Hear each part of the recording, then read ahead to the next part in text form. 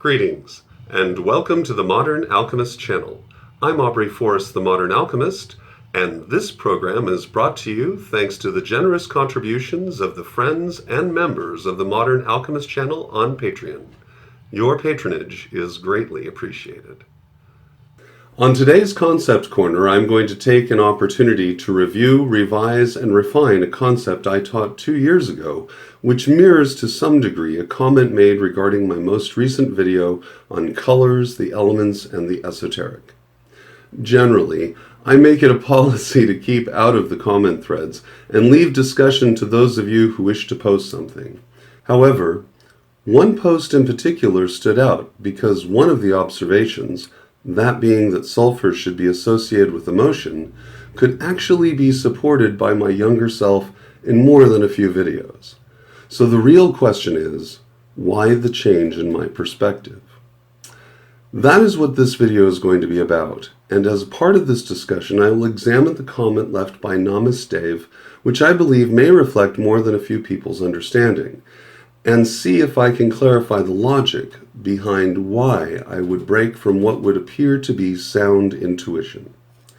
Before we discuss the nitty-gritties of Namaste's comment, it's important to recognize the utility of a few concepts.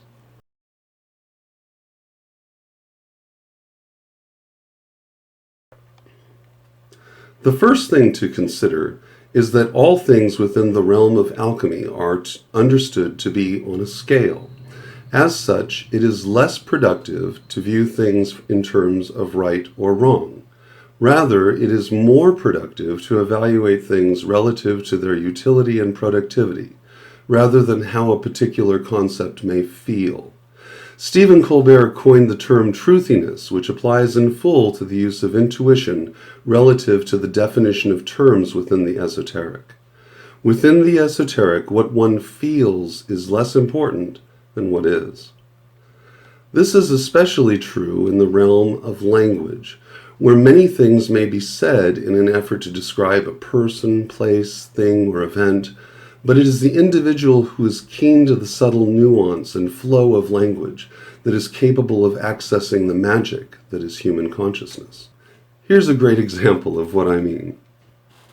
Well, the translation of the inner track is wrong. Must have used Budge. I don't know why they keep reprinting his books. Excuse me.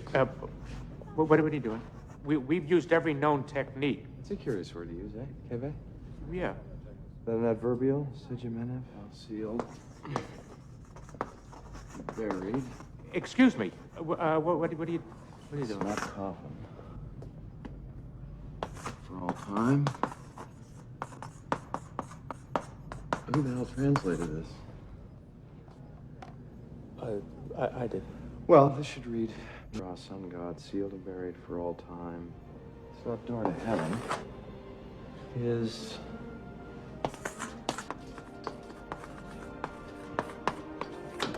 Stargate.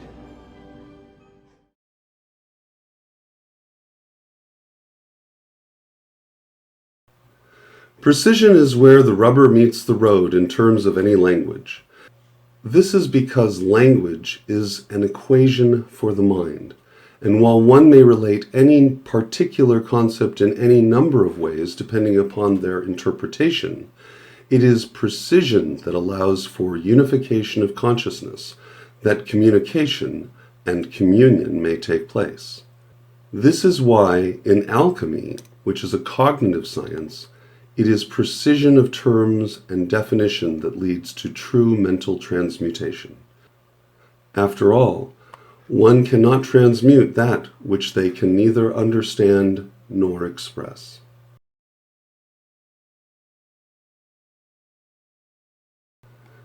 The all is mind. The universe is mental. The Kabbalion.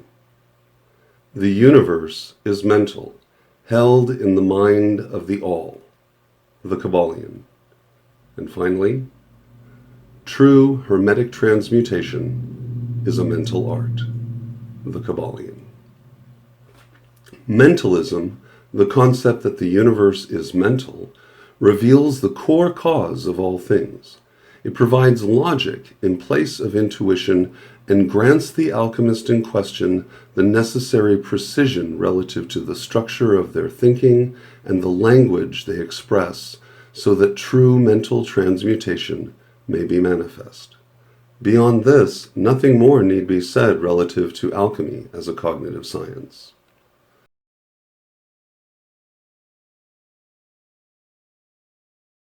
To begin, everyone is free to believe whatever it is they wish to believe. I'm not being condescending here. I mean this entirely. It is this willingness to believe and shape our lives to that belief that the crucible of that belief is created, and the belief in question is tested for its utility and productivity. I would not be here were it not for my own willingness to truly believe and test those beliefs. When this fails is when belief loses its capacity to be flexible and change and becomes dogma. Dogma is unconcerned with utility or productivity and is only concerned with what is right or wrong. No alchemist has ever profited by adherence to dogma. That being said, let's take a look at Namasdeva's question and comment.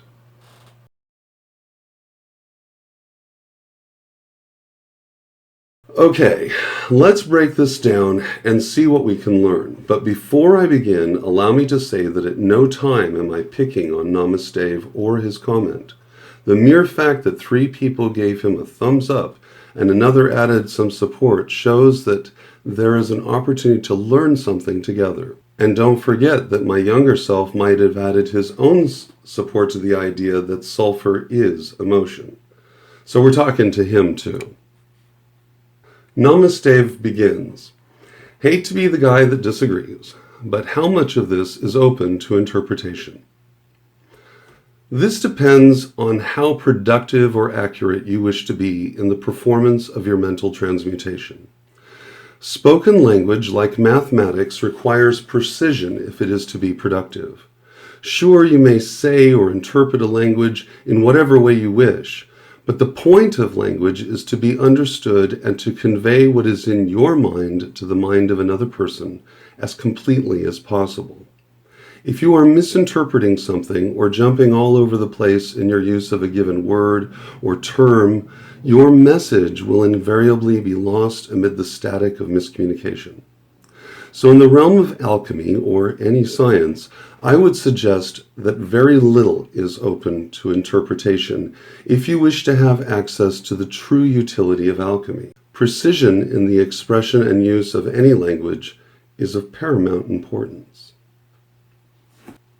Namasdeva continues, shouldn't Mercury be mind, spirit, and sulfur be soul, emotion? Also with regard to physical, mental, and spirit, could this be salt, physical, mercury, mental, spiritual, and sulfur is emotion, especially with the volatility of emotion, fire in the belly, etc.? Mercury is mind, and a component of that is spirit. The soul does experience emotion, but it is not the source of emotion. It is the body that is the source of emotion. The body feels, and emotion is about feeling. Since the soul is the synthesis of body and spirit, it is the soul which is the point through which feeling is expressed. Now let's talk about sulfur and emotion a bit further. In the past, I have stated, specifically in reference to Star Trek and alchemy, that sulfur was about passion and emotion, and it is. Sulfur burns, as does passion. The question is this: does the fire that burns feel it's burning? No. In fact, this is where I and many others went or go wrong. It is that we forget that a thing is not defined by itself, especially in Kabbalah and the Tree of Life, but rather how it interacts with its environment, how it is defined by that to which it is opposed. In order to understand Chokmah, one must also discuss Binah. And to discuss sulfur, one must discuss its interaction with salt. Sulfur, the spirit, inspires, literally meaning the spirit within. But it is the body that feels the inspiration and takes action. For years, I wondered why Spock blamed his mother and his human heritage for his emotionalism, and quite literally wrote it off to 60s chauvinism. Then I stepped back and considered all that I have just shared, and allowed myself to ask, what is it that Gene Roddenberry believed relative to alchemy? Because that's all that ever matters in the study of the esoteric, or any culture for that matter. Not what you think they are doing, but what they think they are doing. Gene Roddenberry was a master alchemist and magician, in my opinion. And when I set aside my intuition in favor of his logic, the answer became immediately apparent to me. While what I believed was functional, it was actually less precise and less productive than allowing my understanding to evolve. Namaste continues. My understanding is soul is connected to emotion and mind to spirit. Hence, sometimes you hear spirit, body, and soul rather than mind, body, and soul. Soul is mind. The soul experiences emotion as a result of the spirit inhabiting the body. The spirit and the body combined make the soul. The soul is temporary, one use only, which is why every religion is obsessed with the salvation and preservation of the soul, not the body nor the spirit. Namaste continues. Also, wouldn't Mercury be the father? Mercury, Mercredi, as Woden, Odin, Wednesday, Odin being the All-Father. Mercredi is French for Mercury Day. Odin is celebrated on Thursday, which in French, Latin languages are very helpful, especially French for esoteric studies, is Jeudi, which is Jupiter Day. Odin is the Norse name for Jupiter Zeus. Namaste continues. Sulfur represents fire and air, being the sun, also the combination of earth, fuel, and air oxygen, producing fire. Sulfur is fire and air. Help for understanding one of the many names for the sun comes in reading the Kybalion. Within it, Hermes is called the great central sun, spelled S-U-N, of occultism. Hermes is another name for Mercury.